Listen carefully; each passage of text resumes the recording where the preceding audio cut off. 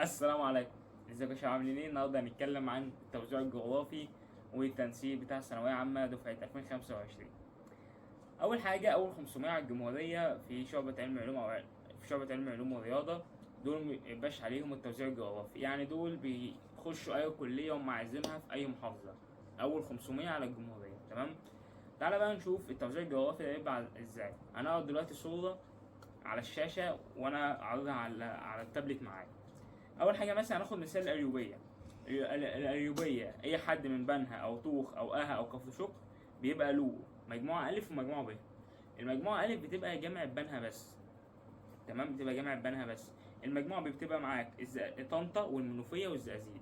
يبقى المجموعه الف لو انت من اها او كفر شكر او طوخ او بنها، بيبقى معاك جامعه بنها منطقه الف، ومنوفيه وطنطا ومنوفيه وطنطا والزقازيق مجموعه ب، تمام.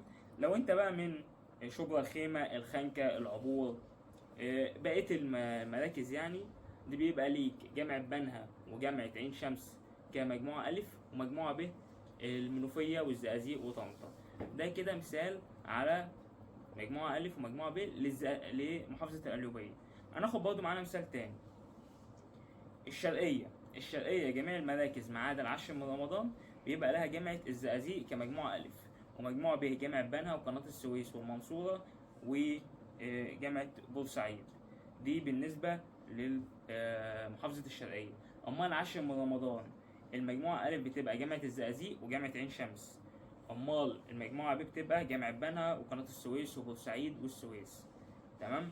كده احنا خدنا مثالين. الصورة هتظهر لكم بمعظم المحافظات، وهحط الصورة التانية لتكملة المحافظات. هو ده التوزيع الجغرافي.